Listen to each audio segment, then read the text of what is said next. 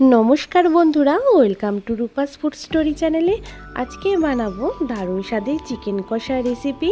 তোমরা তো বাড়িতে অনেকভাবেই চিকেন কষা রান্না করে খেয়ে দেখেছো, তবে আজকে একবার এইভাবে আমার এই রেসিপিটি দেখার পর বাড়িতে একবার বানিয়ে খেয়ে দেখো এই চিকেন কষা রেসিপি, যা নাকি একদম মাটনের স্বাদকেও হার মানাবে। এই চিকেন কষা খেলে তোমরা মাটনের স্বাদকে প্রায় ভুলেই যাবে, এতটাই টেস্টি হয় এই চিকেন কষা রেসিপি। খুব সহজ এবং সাধারণভাবে তোমাদের সাথে আমি এই চিকেন কষা রেসিপিটা শেয়ার করব। দেখতেও রেসিপিটা যেমন সুন্দর, খেতেও হবে দারুণ সুস্বাদু, একদম মাটনের থেকেও বেশি স্বাদের হবে খুবই কম মশলায় এই চিকেন কষা রেসিপি। তাহলে আর কথা না বাড়িয়ে চলো দেখে নাও ঝটপট আজকের এই রেসিপি। এখানে দেখো আমি প্রায় 1.5 কেজি মতন চিকেন নিয়ে নিয়েছি। তা তোমরা যে যেরকম চিকেন নিতে চাও সেই পরিমাণ অনুযায়ী এখানে নিয়ে নেবে।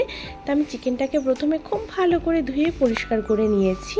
এবার চিকেনটাকে আমি একটু ম্যারিনেট করব, তার জন্য এখানে আমি 100 গ্রাম মতন টক দইকে ভালো করে আগে ফেটিয়ে নিয়েছি। সেই ফেটানো টক দই কিন্তু আমি এখানে দিয়ে দিয়েছি পরিমাণ মতন একটু লবণ, দিয়ে দিয়েছি 1 চামচ এখানে আমি রসুন বাটা, আর আমি এখানে দিয়ে দেব 1 চামচ মতন আদা বাটা। এগুলো দিয়ে কিন্তু খুব ভালো করে চিকেনটাকে কিন্তু আমাদের ম্যারিনেট করে রাখতে হবে, আর ম্যারিনেট করাটা কিন্তু ভীষণই জরুরি। এখানে দিয়ে দিচ্ছি আবার একটু সাদা তেল, তোমরা চাইলে তেল নাও দিতে পারো, তবে তেলটা দিলে একটু ভালো হয়।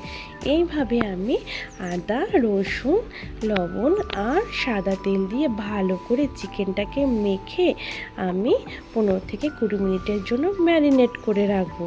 তবে চিকেন ম্যারিনেট করার সময় চিকেনটাকে কিন্তু সব মশলার সাথে হাত দিয়ে কিন্তু ভালো করে মেখে নিতে হবে, তাহলে সমস্ত এই মশলাগুলো চিকেনের মধ্যে বেশ ভালো করে মিশে যাবে। এর জন্য হাত দিয়ে করলেই কাজটা খুব ভালো হয়। এইভাবে চিকেনটাকে ম্যারিনেট করে রাখছি আমি, তারপরে ঢেকে রাখবো।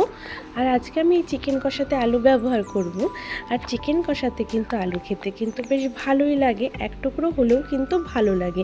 এর জন্য আলুর ভালো করে খোসাটা ছাড়িয়ে এভাবে আমি জলে ভিজিয়ে রেখেছি, যাতে আলুটা কালো না হয়ে যায়। তোমরাও সবসময় যখনই আলু ব্যবহার করবে আলুটাকে এভাবে রান্নার আগ পর্যন্ত জলে ভিজিয়ে রাখবে। তারপরে আমি একটা কড়াই বসিয়ে দিয়েছি, কড়াইটাকে খুব ভালো করে গরম করে নিয়েছি।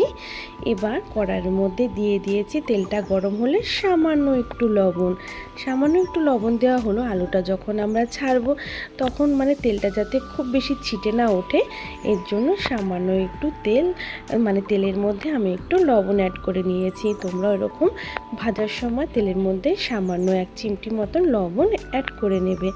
এবার আমি জল থেকে ভালো করে আলুগুলোকে তুলে নিয়েছি জল ছেঁকে। এবার আলুগুলোকে কড়ার মধ্যে দিয়ে দিয়েছি। আলুগুলোকে বেশ একটু ভালো করে ভেজে নিতে হবে।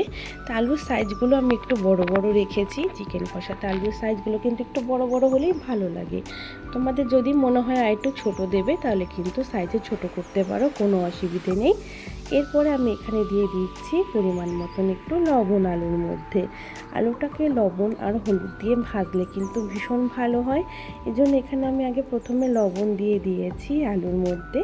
তারপরে দিয়ে দেব এখানে আমি সামান্য একটু হলুদ। লবণ হলুদ দিয়ে ভাজলে আলুটা দেখতেও যেমন সুন্দর হয়, ভাজাটাও কিন্তু ভীষণ ভালো হয়। এইভাবে আমি লবণ আর হলুদ দিয়ে আলুটাকে কিন্তু খুব সুন্দর করে ভেজে নেব।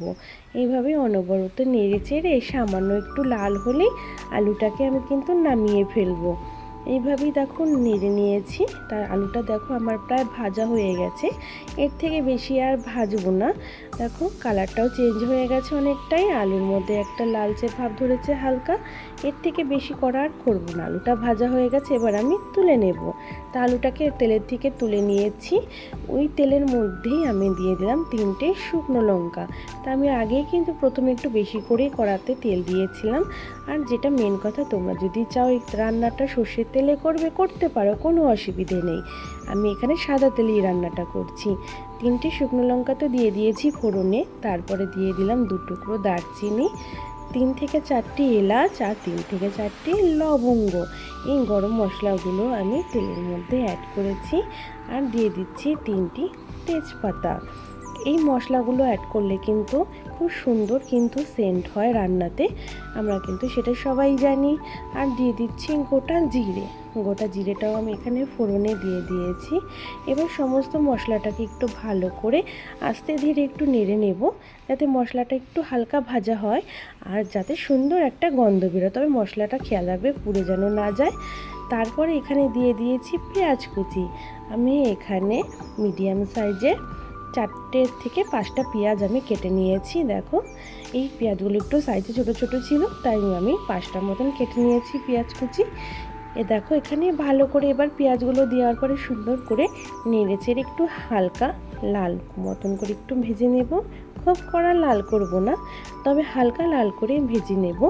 তোমরা পুরো ভিডিওটা আস্তে ধীরে দেখো খুব সুন্দর লাগবে এবং রান্নাটাও কিন্তু তোমরা দেখে শিখে নিতে পারবে এবং বাড়িতে অবশ্যই এইভাবে কিন্তু তোমরা রান্নাটা করবে।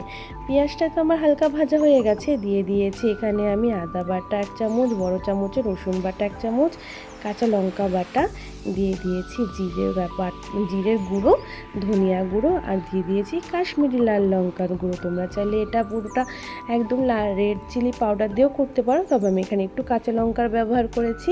আর দিয়ে দিয়েছি পরিমাণ মতন হলুদ। এবার সমস্ত মশলাকে কিন্তু আগে খুব ভালো করে আমি একটু নেড়ে নেব।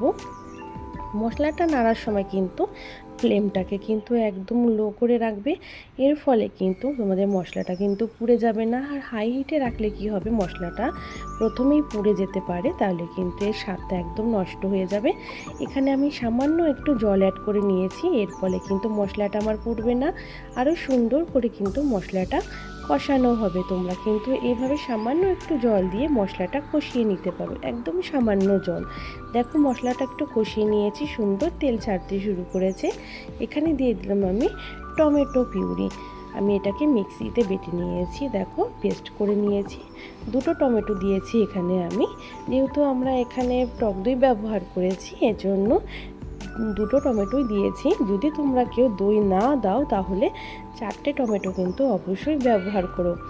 তারপরে এবার আমি ভালো করে কিন্তু মশলাটাকে কিন্তু কষিয়ে নিচ্ছি সুন্দর করে। দেখো টমেটো যাতে কাঁচা গন্ধটাও দূর হয়ে যাবে আর মশলা থেকে তেল ছাড়তে শুরু করেছে। এবার সমস্ত মশলার সাথে এবার আমরা যে চিকেনটাকে ম্যারিনেট করে রেখেছিলাম, সেই ম্যারিনেট করা চিকেনটাকে ভালো করে এবার মশলার মধ্যে দিয়ে সুন্দর করে চিকেনটাকে কিন্তু এভাবে নেড়ে চেড়ে কিন্তু কষিয়ে নেব। দেখো চিকেনটা এখানে দিয়ে দিয়েছি, তা খুব সুন্দর করে কিন্তু আমাদের চিকেনটাকে কিন্তু দারুণ করে কষিয়ে নিতে হবে। যত চিকেন কষানো ভালো হবে ততই কিন্তু এর স্বাদ বাড়বে। এইভাবে আমি অনবরত নেড়ে চেড়ে খুব সুন্দর করে কিন্তু চিকেনটাকে কিন্তু আমি এখানে কষিয়ে নেব।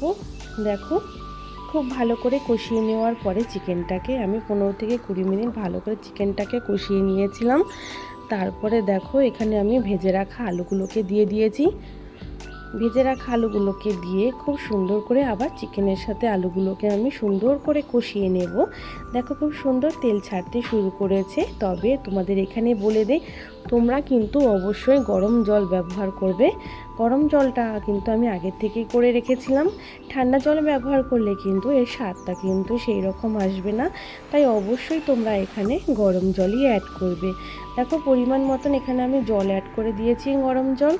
তারপরে এখানে আমি এবার ভালো করে গ্রেভিটাকে ফুটিয়ে নেব, যাতে এখানে আমাদের আলুগুলো কিন্তু আমি সেদ্ধ করিনি, কাঁচা আলুকেই কিন্তু ভেজেছি। তা আলু আর চিকেনটা যাতে খুব ভালো সেদ্ধ হয় এই জন্য খুব ভালো করে ফুটিয়ে নিতে হবে। তা বেশ ভালো করে ফুটিয়ে নিয়েছি। আমার আলুটাও কিন্তু খুব সুন্দর সেদ্ধ হয়ে গেছে আর চিকেনটাও সেদ্ধ হয়ে গেছে। তারপরে এখানে আমি দিয়ে দিয়েছি গরম মশলার বাটা। গরম মশলা বাটা দেওয়ার পরে দেখো চিকেনের উপর থেকে খুব সুন্দর তেল উঠে এসেছে। আমাদের চিকেন আর আলু খুব সুন্দর সেদ্ধ হয়ে গেছে।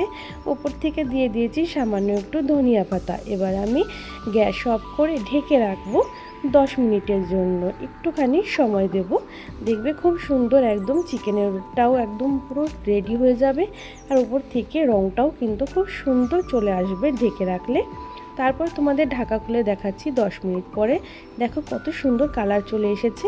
তা রেডি হয়ে গেল আজকের আমাদের একদম চিকেন কষা রেসিপি। এই রেসিপিটা তোমরা বাড়িতে বানিয়ে দেখো, দারুণ লাগবে, কথা দিলাম।